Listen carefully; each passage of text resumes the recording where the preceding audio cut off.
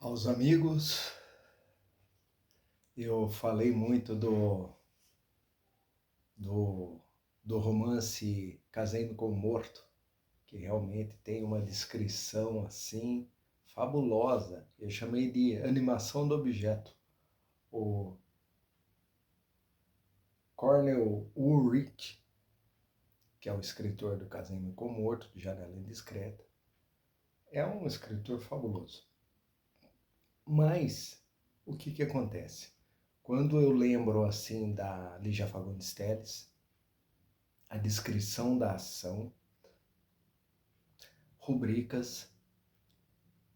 A descrição da ação, ao mesmo tempo, ela descreve cenários, figurinos, menciona os personagens, mas dentro de uma ação visual. E daí a rubrica dá conta, no meio dos diálogos, de dizer que falou tal coisa, penteando o cabelo, coçou um pouco a nuca e depois respondeu, deu um tapa na mesa, levantou, empurrou a cadeira para debaixo da mesa, foi até a janela e ficou olhando.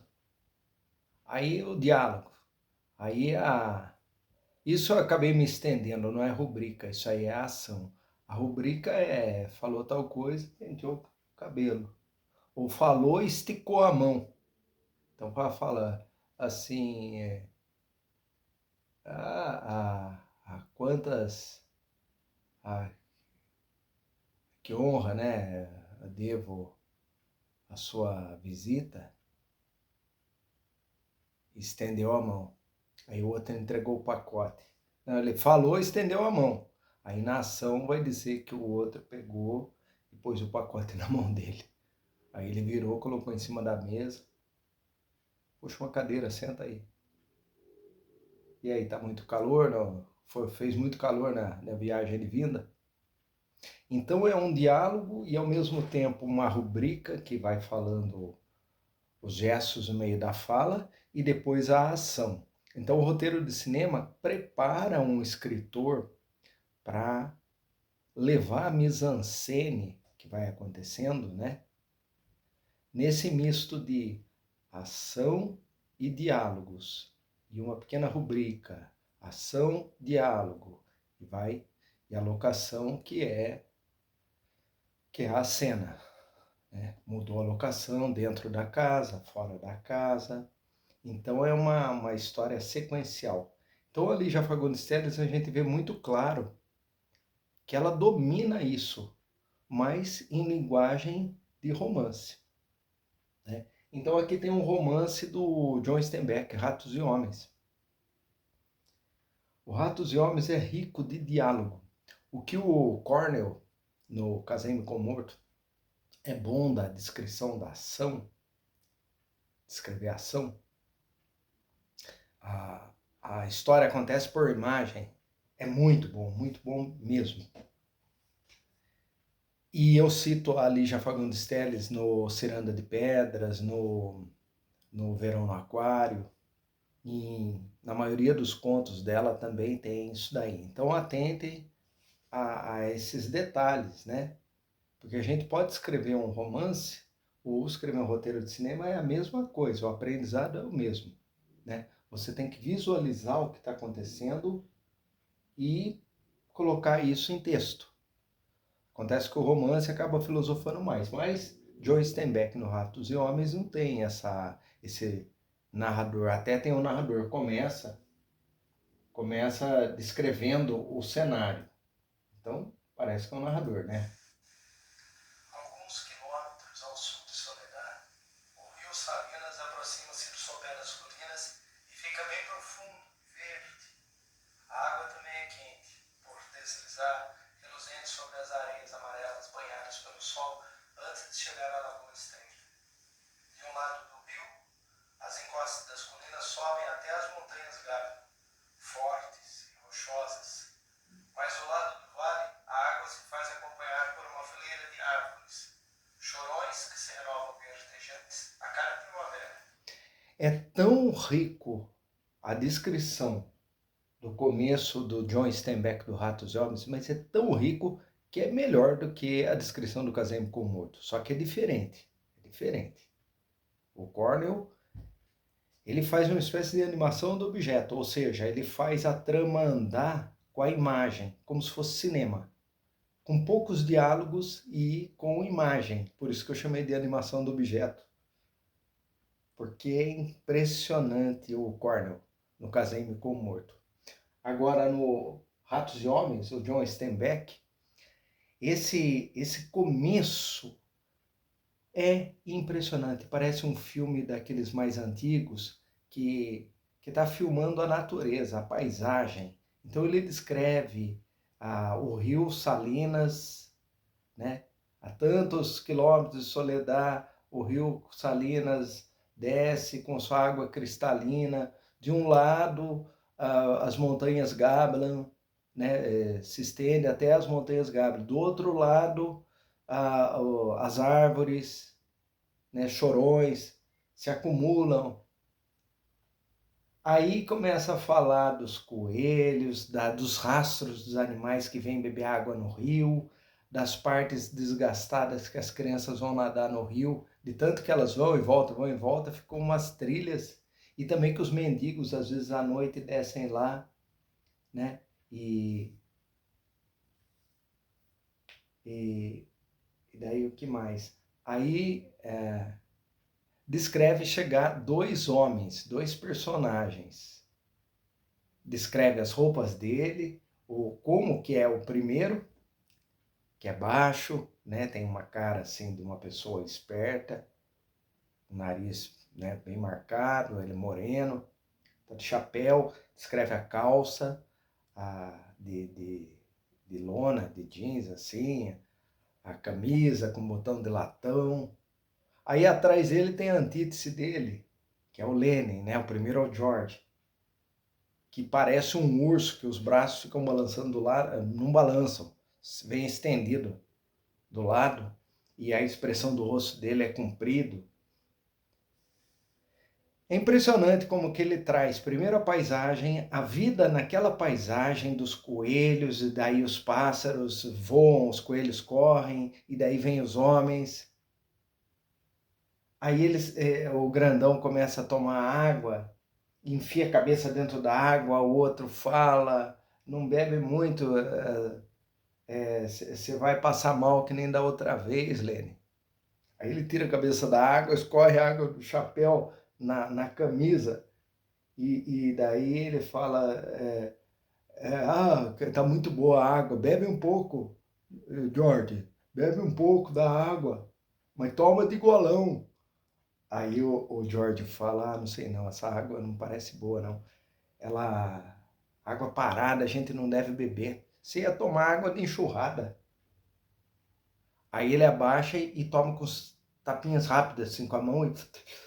Aí ele fala, o gosto parece que tá bom, mas não é bom a água parada. Aí vai nos diálogos. John Steinbeck a gente entra na história com o estilo literário dele, que é cinema puro. É um romance, Ratos e Homens, famosíssimo. John Steinbeck é um autor americano maravilhoso. Eu estava me esquecendo, então eu estava erguendo bastante a coisa do Cornell, porque realmente ele tem um estilo diferente. A descrição, a ação dele é diferente. É muito autoral o Cornell, no Casamento com o Morto. Mas a ação, a descrição do Joe Steinbeck ainda é melhor. E é viva, ela fica vibrando. E os diálogos são impressionantes a passar. Como que ele consegue, se fosse o roteiro de cinema, seria a descrição seria a ação, né, onde apresenta os personagens, o cenário, tudo calmamente. Né, muito rápido, calmamente, que eu falo, pelo contrário. Aqui não. Aqui é um negócio generoso, detalhado, a câmera demora lá. Então essa é a vantagem da linguagem da literatura, é que a literatura pode ocupar espaço com as palavras, pode descrever o quanto melhor, sem enrolar, e situar os personagens e fazer a chegada dele, o ambiente reagindo. Então, quando eles chegam, antes os coelhos saem pulando para se esconder, pássaros saem voando por cima do rio, né? E daí a gente vê a figura dos homens se aproximando chegando no rio. Então a história do Ratos e Homens vai tão bem, mas tão bem, quando muda de capítulo também muda, é como se fosse uma mudança de cena, né? Enquanto o roteiro de cinema, você tem por página 2, às vezes até 3 cenas, vamos dizer que você tenha. Agora, você tem cenas que às vezes tendem mais de uma página, porque cada página é 1 minuto, então a cena pode durar 30 segundos, a cena. Como uma cena pode demorar uns 2 minutos. A cena que eu falo é naquela locação que acontece. Então, se os personagens estão conversando muito, vai demorar, sei lá, 3 minutos, quer dizer, uma cena só. Mas eles aconselham que tenha mais cena do que número de página, ou seja, tentar não fazer cena maior do que 1 minuto. Se fizer, você vai ter que na outra fazer uma página, 2 cenas. Aí na outra você usa, por exemplo, uma página inteira uma cena. Na outra, 2 páginas uma cena. Mas daí na outra você põe 3 cenas numa única página. Então a ideia é ter mais cenas do que número de página. Então é menos de uma cena por... é mais do que uma cena por página. Né? Essa é a ideia. Mais ou menos assim, ou seja, 1 minuto. Cena não pode ter mais de 1 minuto. No cinema, no roteiro de cinema. Agora, aqui no livro já a coisa se estende. Se você é generosa, a descrição dos detalhes, como que descreve a roupa, cada coisa. E mesmo a fala tem a rubrica. A rubrica é isso que eu comentei. Enquanto a pessoa fala, ela está se movendo, ela está fazendo gestos com a mão, ela arruma a roupa. Tudo isso é importante para a gente ter uma ideia da interpretação do ator. Então, o roteiro de cinema vai salpicar pequenas rubricas no meio dos diálogos. E entre um diálogo e outro, um grupinho de diálogo, tem uma pequena ação, né, para a gente imaginar isso. Escutar a fala deles, mas visualizar mentalmente o movimento deles. Onde eles estão no cenário, essas coisas todas. Se pegou um objeto, né? Então isso é uma ajuda, uma ferramenta para se visualizar como que o filme deve ser feito, ser visto. Então a gente escreve o visual e o auditivo no roteiro de cinema. No livro também. Então o Ratos e Homens, só que é mais generoso, o negócio demora mais. Mas é uma partitura, assim como Lígia Fagundes Telles. Joe Steinbecker, Ratos e Homens, para quem gosta de escrever história, pegar a estrutura, o estilo, entender que é uma história, mas aquilo está sendo encenado. Tem a mise-en-scène, ela está se desenrolando ali, está acontecendo diante dos nossos olhos. Né? Então, eu reescutei Ratos e Homens, e aqui tem eu lendo, só que o som vai estar muito baixo, eu gravei a minha imagem.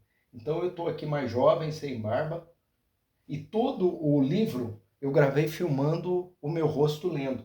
Então, tem hora que eu interpreto um pouquinho, no final estou emocionado, é bem interessante. Aqui tem feijão para 4 horas. Lênin ficou observando através da fogueira. Está muito baixo o áudio. E aqui eu vou ficando feliz, eu vou vendo, porque eu pus a câmera na minha cara. Depois eu extraí o áudio, né? Então, se ver mais para frente aqui, ó, tem cenas, vão ver que meu rosto muda completamente. Para o meu estudo de ator, a imaginação mudando o rosto e tentando interpretar, porque aqui é uma leitura de primeira, olha, meu olhar está completamente diferente do que no começo. Eu estou emocionado aqui, até caiu umas lágrimas no final dessa cena aqui, né? Que é bem, bem tocante, eu fiquei muito emocionado, eu li de primeira, eu não sabia o que ia acontecer.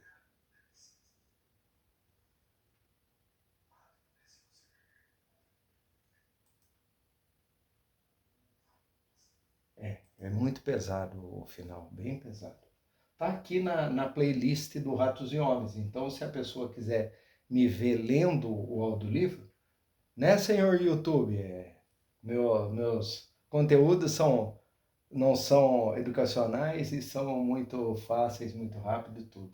Aqui está bem antigo já o Ratos e Homens. Eu extraí o áudio, que está mais alto aqui. No final está um pouco complicado. Alguns quilômetros ao sul. Está o áudio aqui que é mais fácil ouvir pelo áudio, mas se a pessoa quiser visitar, ver o meu rosto lendo, essa coisa assim da expressão, do olhar, né? Porque eu pus bem na cara, assim, o trabalho de ator, porque é muito diálogo, a história vai andando, então eu mesmo lendo de primeira, é tentador tentar fazer a inflexão do personagem, o jeito de falar, o Lenny é meio bobão, né? O George já é esperto, e é muito triste a cena final, muito triste. Eu fiquei extremamente tocado. E eu não sabia do final, eu estava lendo de primeira. E eu fiquei emocionado, né? Eu fiquei muito emocionado no final. Então ficou um registro, tanto da imagem, quanto depois separado nesse primeiro vídeo, é só o áudio. Aí tem inteiro o livro. Depois tem dividido em pastinhas, tipo, não sei se é capítulo, eu fui. Na época eu gravava com a câmera, né? O áudio eu extraí. Então Então é só como um estudo, né, de quem gosta de escrever, quem gosta de história, comparar a ideia de um roteiro de cinema, escritores de literatura que fazem praticamente um roteiro de cinema, porque é muito semelhante. Então eu apontei a Lígia, Joe Steinbeck, né? E também atente ao detalhe do Cornell, no Casei-me com o Morto. Então tudo isso são macetes de quem quer escrever uma história em formato de roteiro de cinema, então tem lá a formatação que é o Mastercene, né? Tem programas de roteiro, eu escrevo no Celtics que é gratuito. O Final Draft é o oficial, mas ele é pago. Eu até ganhei uma versão, mas ela travou. Ela não funciona, é tipo assim uma amostra para você testar e você escreve 5 páginas e já era, não escreve mais nada. Foi isso que aconteceu, né? Então, o Celtics, gratuito, dá para você escrever super legal, né? E tem aqui no YouTube várias aulas de formatação de roteiro de cinema, tudo isso daí. Então, o apoio da literatura, algumas histórias, a maioria dos grandes livros foram adaptados para o cinema. Então, a gente começa a olhar, será que eu quero ler livros que viraram filmes, para eu comparar a adaptação, né, para o roteiro de cinema. Eu li o Forrest Gump, tem. E daí você vê o desafio. Então a gente vê que alguns contos, o Hitchcock mesmo, me parece que o Janela Indiscreta é um conto do Cornell. E Casei-me com o Morto já é um romance inteiro.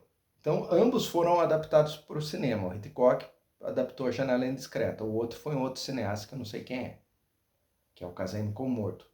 Então é interessante ver que muitos desses escritores também trabalharam como roteirista em Hollywood. O William Faulkner escreveu o roteiro de cinema para Hollywood. Ele escrevia muito. O Cornell tentou escrever, mas não deu certo. Adaptaram o livro dele, que era um sucesso. Ele fez muito sucesso, né? E John Steinbeck também tem cinema, tem filme. Aliás, eu queria ver o A Leste do Éden, que se não me engano é com como é que chama aquele ator rebelde, jovem, que é loiro, super jovem, James Dean. É com James Dean. Olha só a época. O Alesse do Éden ou Vidas Amargas.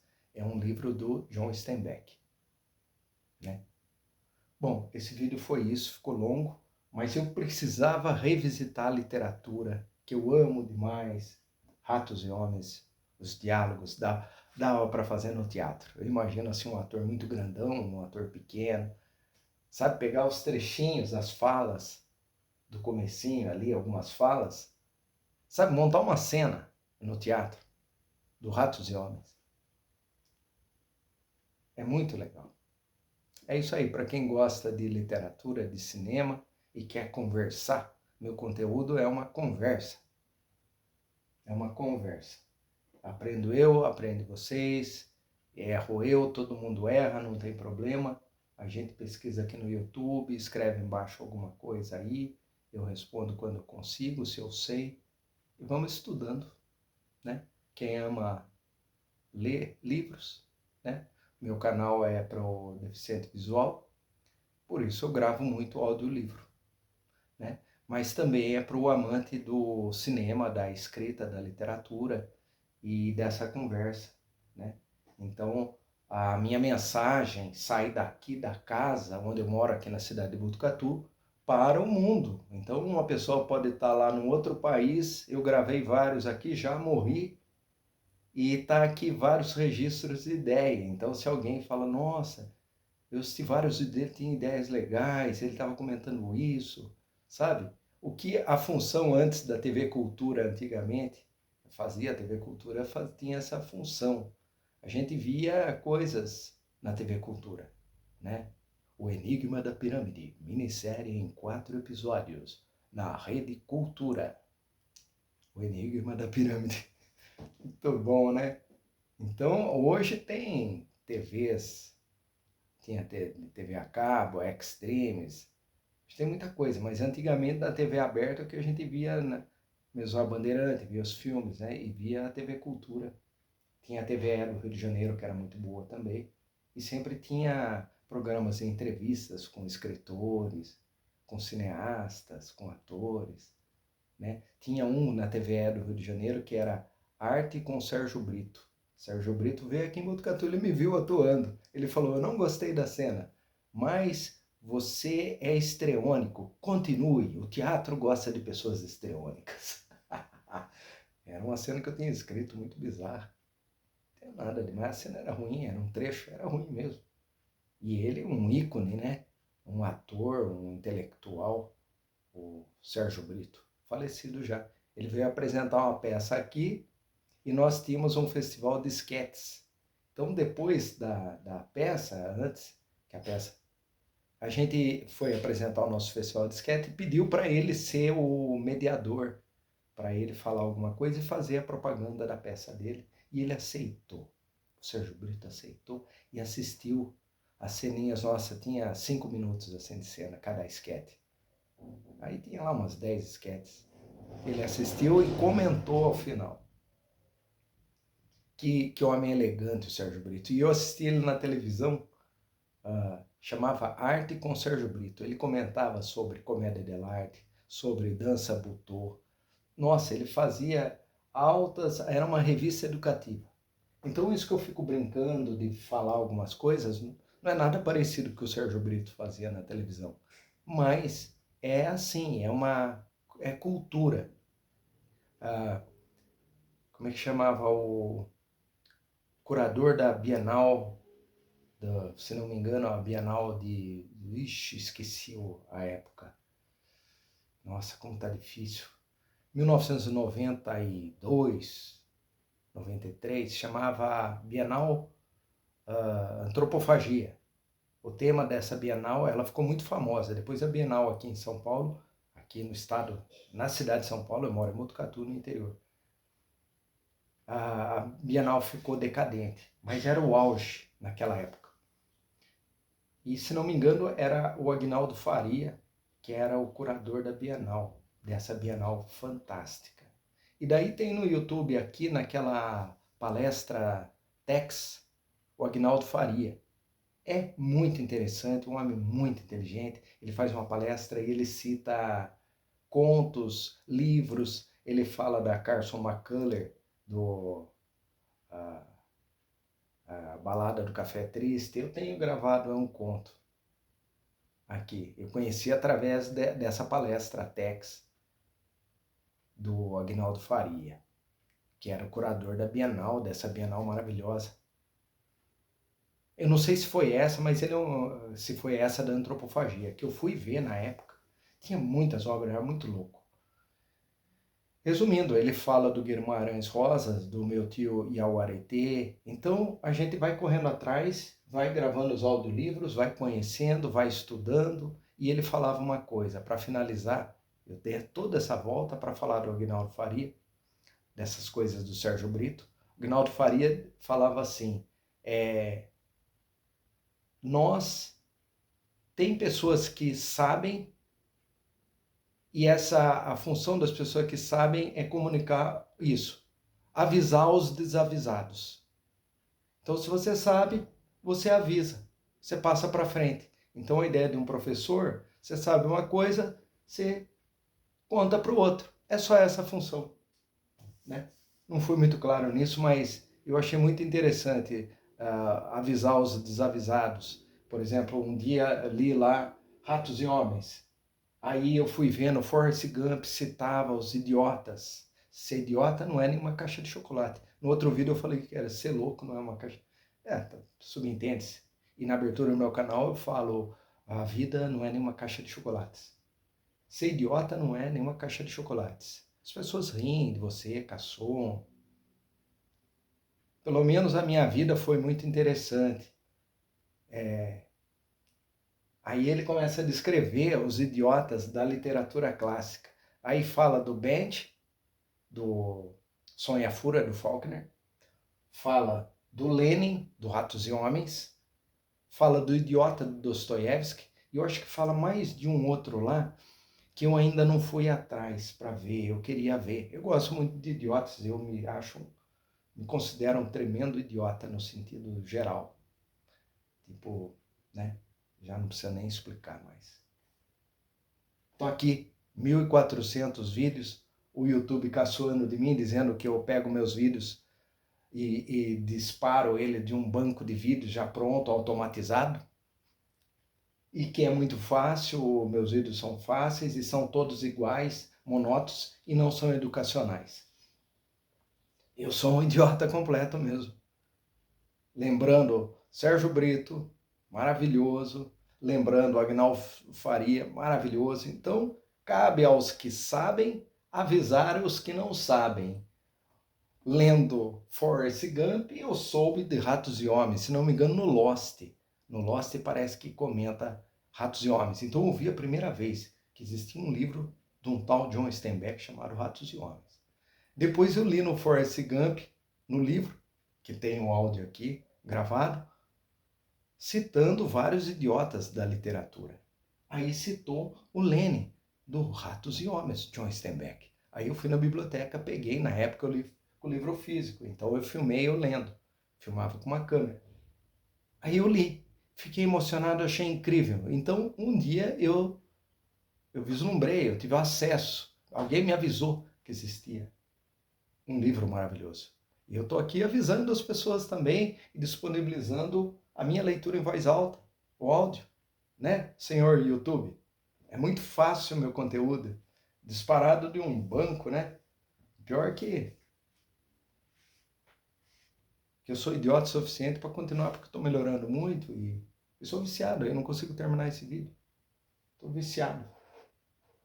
Espero um dia que esses vídeos não só ajudem as pessoas, de oferecer minha voz para ler para você, ajude essas conversas que eu estou tendo e também que um dia me ajude em contrapartida, assim, que de repente, como eu falei, eu tentei monetizar porque pensei, eu falei, quem sabe eu posso ser reconhecido, essa parceria com essa monetização, essa coisa de pôr anúncio. Eles estão pondo já, quem sabe, isso me ajude. Mas não rolou. Não rolou. No Facebook estão dando um oi para mim, vou lá conversar um pouco. Terminei o vídeo. Obrigado por assistir, é muito longo. Mas que a vida seja muito longa. Amém.